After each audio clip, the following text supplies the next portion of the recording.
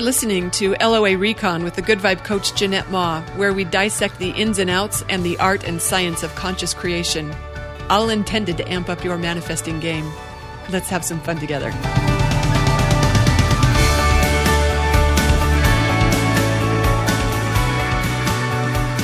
Welcome, and thank you for tuning in for another episode. So, two things happened this morning after I sent out a newsletter yesterday where I talked about how I've been manifesting rain in our second year of an extreme drought for my state. One was that, oh gosh, my inbox was inundated. It was inundated with messages. Yeah, you guys liked that story. And I woke up to more rain. I love how this happens. I kind of suspected, spending the time talking about rain and how I manifested it would likely lead to more rain. Oh, it did. It's so delightful. Okay. So I wanted to share the newsletter because I also got emails from people saying, hey, I heard someone talking about your newsletter. I don't know why I didn't get it. I know why you didn't get it because if you sign up and you go a couple times in a row of not opening something from me, I regularly delete unopens. That's what they're called, I think. Unopens. Yeah, so you might have signed up a while ago, but if you aren't opening what I send, I will delete you from my list. So that's why you might have thought you should have received it, but you didn't. So I thought, you know what, I'll just do a podcast for everyone because I was just forwarding my copies. And then I thought, I can just record this for you real quick. The reason why I think this is valuable, because I know, look, some of you are wanting to manifest the opposite of rain. Some of you are having way too much moisture. But I shared my example of how I created this as a sort of template for whatever it is you wanted to create, whether that was improved health or clients or romance or money or whatever. You can just replace rain with whatever it is you want. I also I'm giggling already at the thought that as I spend these couple minutes this morning focusing on this subject again, it's probably going to be a wet weekend. I like the thoughts of that. Okay. And you know what? It still seems like a little miracle to me every time it happens. I just feel so cool. I probably because it's weather related. I don't know. Anyway, like I said, it's been dry here. And when I tell the story, I try not to emphasize. I don't want to activate that. So I just speak it really lightly. But suffice it to say, I've got a lot of desire here for rain. This is not a small thing for us. It isn't just me for this area. Water is a big deal. Oh, adult men have been in fist fights in my neighborhood over water. It's water. It's a big deal. So it's really cool when it rains. It's really, really cool when it rains. So I got strong desire going for me on this. Abraham talks about how if you have strong desire and strong belief, that's all you need for successful manifesting. You're unstoppable when you've got strong desire and strong belief. And you know what? Sometimes just one of those elements, if you've got super strong belief but no desire, sometimes that'll manifest too. Or if you don't have belief but you have super strong desire, sometimes that can pull it through. So it is an element worth considering, the strength of your desire that's in your favor when you've had a lot of contrast. It's worth remembering for whatever you might be manifesting. So I'm starting with strong desire. Got that in my favor. Okay. And then I notice myself when, I'm on a walk or I'm out in the yard on the crunchy grass or we're on our favorite trail and everything's dusty, the mountainberry bushes. Oh, I love those mountainberry bushes on the trail. It's a wild stand. And, it's really helpful if they get rain at the right time for a proper crop. And I might be the only human on the trail who's eating those berries along with the birds and whoever else eats them, but But anyway, I have strong desire for everywhere, not just for my yard, but for everywhere. All the animals that are depending on water too. So it's not unusual for me to notice myself thinking, wow, it's so dry, or we need some rain. And when I hear myself thinking those thoughts, I'm not saying I always hear myself, but when I do, I remember, oh, this is not how you get rain. This is how you get more drought. By noticing that we need rain, by noticing how dry it is, lamenting how badly we need some moisture. So I catch myself, and I remember those thoughts are not going to lead to rain.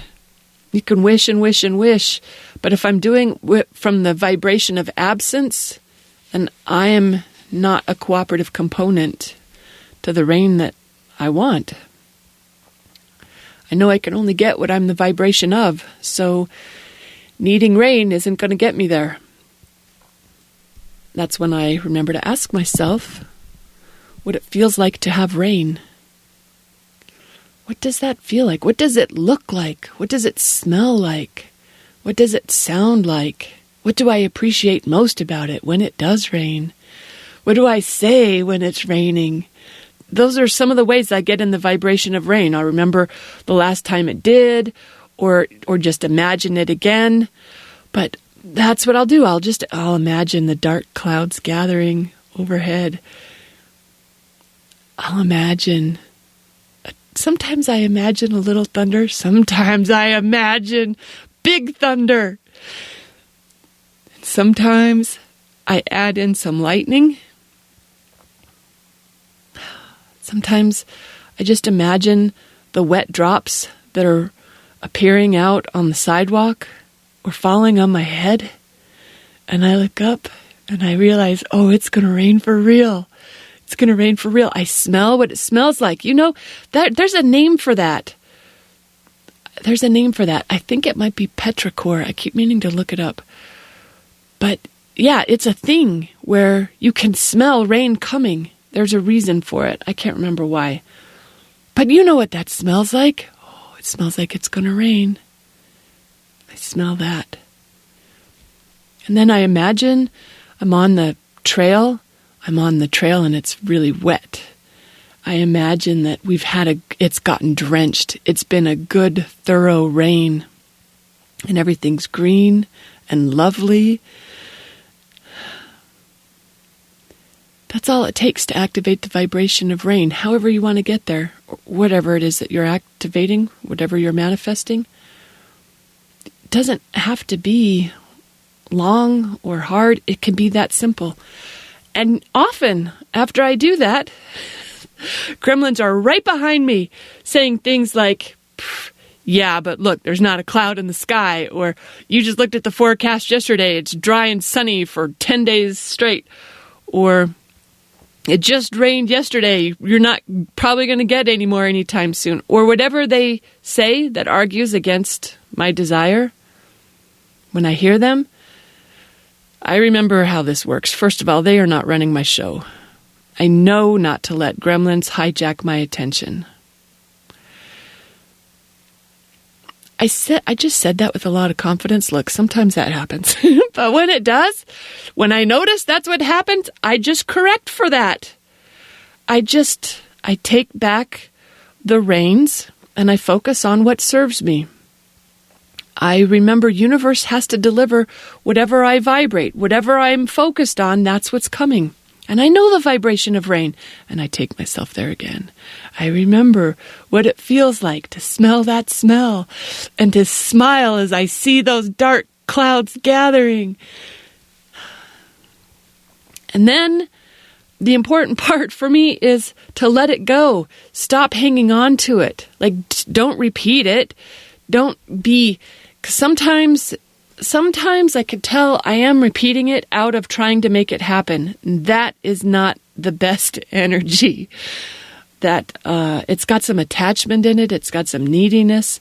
So my best bet is to let it go. And I'm telling you, if you had heard as many success stories for manifesting as I have about how the element that they had in common was they stopped thinking about it, they got distracted, or they're just savvy enough to know to let it go, you would find it easier to let it go too, because it works so well when we do. So I stop looking for clouds. I don't check the forecast. I stop focusing on all the dry or dusty trails. I just go back to enjoying life. And it doesn't take too long before, pretty soon, there's clouds in the sky, and they're getting darker. And when some of them look like they might be rain clouds, and I can feel myself starting to get graspy, like, oh, they might want to rain, I back off of that. I'm like, it's maybe they will, maybe they won't. It's let it go, girl. Because I know what it feels like to be attached to something. So I shake that off as best I can, knowing that it's fine either way. My enjoyment isn't conditional on this. Everyone's going to live. I whatever thoughts feel better, so I don't feel needy about it. And that helps. If those clouds dissipate without a drop, instead of feeling like a failure or thinking it didn't work, I'm not sending the instruction to the universe that says it didn't work. I'm not. I don't let the gremlins triumph that they were right. Instead, I just celebrate that, hey, we got a little bit of cloud cover. That was a nice break from the sun. That was nice in itself. And it'll rain sooner or later. And I might even just remind myself how much I enjoy it when it does rain, just to make sure I got that vibration nicely activated. And then, you know what? It doesn't take long. Pretty soon, the sky's getting darker. The air starts to feel humid. Those look like rain clouds, I say to myself, but I don't get graspy, or I correct for it if I do. I just smile, knowing something's cooking in response to this activation. And before you know it, we're having some lovely rain. Sometimes it's just a little. Sometimes it's a lot. Sometimes it's just a sprinkle. Sometimes we're drenched. Sometimes it pauses and then picks up again. Sometimes it doesn't let up. Sometimes the whole area is getting it. And sometimes it seems like it's just my immediate area. And sometimes there's wind. And sometimes there's lightning.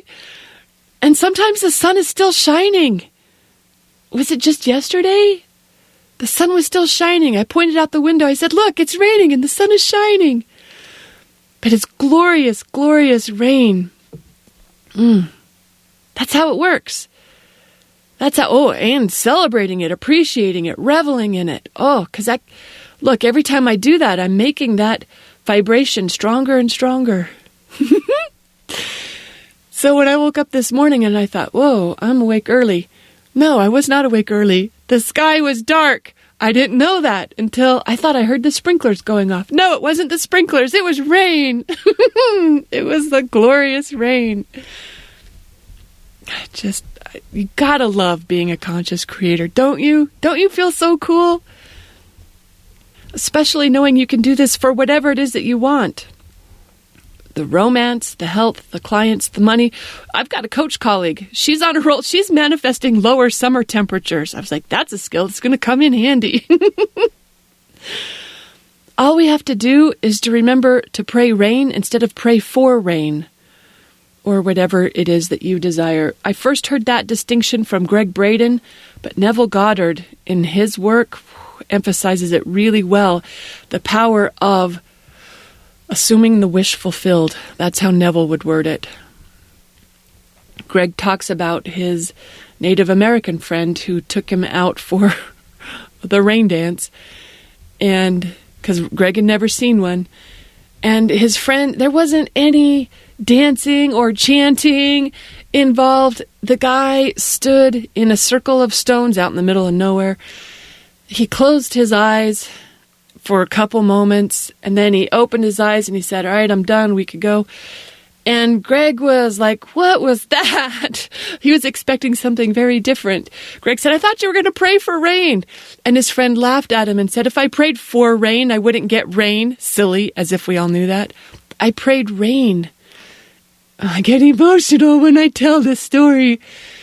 He talked about how he felt the rain falling on him. He felt the shoulder-high corn brushing up against him from all the rain that had fallen. He felt the rain collecting under his toes. He smelled it in the air. He was in rain instead of in a place that needed rain. And of course, Greg tells a story about how he was watching the news. Oh, and not only did it rain, it was a lot of rain. He called his friend and he said, you got to sort that out. That's way too much rain. But when Greg was watching the weather forecast, the weatherman, there was a jet stream going across the country and it made this dip over New Mexico. It dipped down and then it went right back up and finished moving across the country. And he remembers the weatherman looking at saying, huh. So much fun. It's worth remembering that wanting, wishing, and needing, that's not the same vibration as having and enjoying. So when you're ready to manifest something in your world, just pay attention to what your vibration is on it and move it if you see that it isn't on the end that serves you. Abraham talks about there's two ends of every subject is like a stick with two ends. A lot of us do this on a lot of topics. But money especially, where we think we're dialed on money, but what we're really dialed on is, I need more money. It's really helpful to know how to pick up the other end of that stick, as Abraham would say. And I just want to add that for every law of attraction teacher out there who says that action is an essential part of manifesting our desires, I would offer my repeated summer rainstorms as yet more proof that action is not required. Actions are not required. What sort of action would a person take to make it rain anyway? Really, what are we supposed to do? Oh, I got a little attitude, don't I? I just get a little uptight when they say, yeah, but you got to take action. Can't be sitting on your butt. You know what? Sitting on your butt might be might be the best thing you can do. Action is not how we make things happen. How would I do that anyway? Go seed the clouds or move to somewhere that's not the desert? The way it works is not that action is required. It's that if we can imagine it, we can have it. Imagination is what's required. I'm going to stop shouting at you. I'm really not shouting at you. I'm shouting at the teachers or everyone who says, yeah, but don't expect it to happen if you're just sitting on your butt. Watch me sit on my butt and let it happen. Okay, I'm going to let my attitude go about that. Look, and inspired action is a thing, but it isn't to make it happen. It's to stay in vibrational alignment to what we want. That's a different podcast. All right, which I've done many times. I'm sure I'll do many times again. Oh, did you just hear Harvey sigh? Yeah, he's like, aren't we supposed to be going on a walk? Well, we were until it started raining. So, I just want to say that this whole routine gets easier and easier the more we practice it. And it's worth knowing that as you do that, let it be practice, let it be fun. Don't take it too seriously. Don't make it important or a big deal. Don't do it to prove yourself as a conscious creator. Just have fun with it. Treat it lightly. Those are elements that work really well too. All right. I hope you got some sort of inspiration from this. People sure did from the newsletter, so I thought it was worth sharing it as an episode for those who are not signed up for my list. Although that is a really easy thing to do. You sign up for my list. You sign up for anything on my website. You will receive my newsletter that comes out about twice a month. It's usually what I'm aiming for, just to let you know about new podcasts and blog posts and stuff that I'm up to. So goodvibeblog.com is where you can find that. And in the meantime, I'm going to say that for me anyway, part of what makes this manifesting stuff so fun is that I get to do it with fellow creators. I don't do it in isolation. So I want to thank everyone who plays with me with this stuff, everyone who sends emails after I send out newsletters, everyone who sends a note about a podcast that meant something to you. Thank you so much for that. I know you are part of why I am so good at this because we're doing it together. So thank you for that. And thanks for listening, everyone. Happy manifesting.